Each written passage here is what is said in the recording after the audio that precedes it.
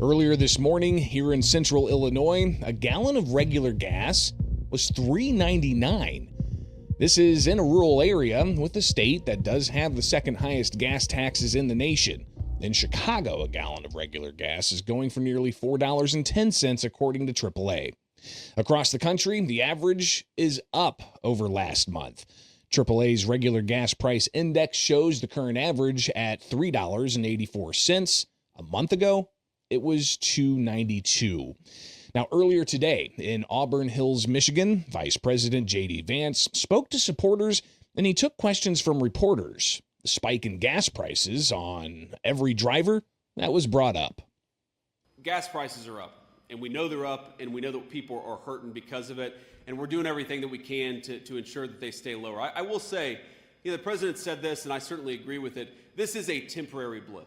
Okay, gas prices are higher right now, and frankly, they're not even as high as they were during certain parts of the Biden administration because of what's going on in the Middle East. It's not going to last forever. We're going to take care of business. We're going to come back home, and when that happens, you're going to see energy prices come back down to reality. But in the meantime, we got a problem. We know that we have a problem. We're doing everything that we can to address it. We released hundreds of millions of barrels out of all these petroleum reserves so that we could put some downward pressure on prices. We're working on a number of things. In fact, a couple of things that I think will be announced in just the next 24 to 48 hours.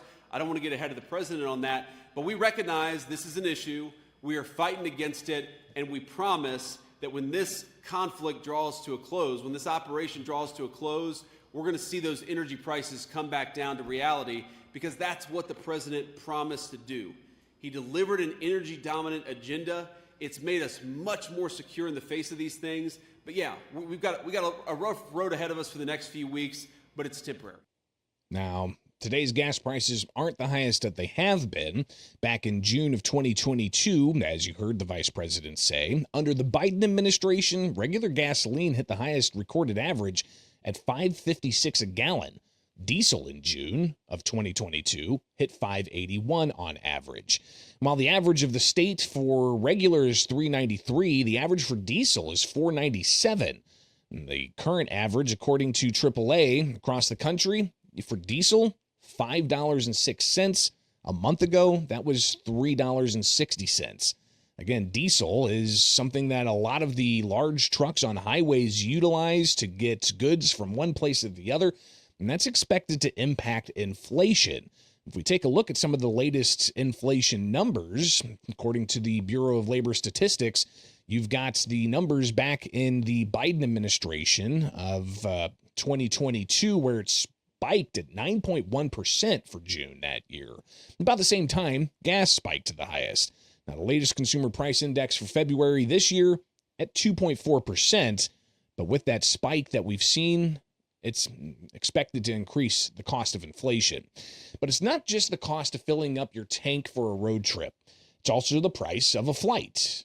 And if you're willing to pay those higher prices around busier travel times like spring break and those higher fuel prices as well, there's another cost you'll have to contend with, and that's the time cost of getting through airport security. So if you're catching a flight soon, some saying you can expect long lines, depending on the time and the airport. The Center Square contributor Chris Woodward reports due to a partial federal government shutdown involving the Department of Homeland Security, Transportation Security Administration workers are not getting paid, and staffing is a problem. As a result, passengers having to wait longer in some airports than usual to get through security checkpoints. Regarding the long lines, Candace Redd, Senior Public Affairs Specialist with AAA's Los Angeles office, said waiting can be a problem at LAX. There's other airports being impacted by this as well, as the problem suggests it's going to be a headache for people wanting to travel. And experts, they're saying you may want to consider getting travel insurance.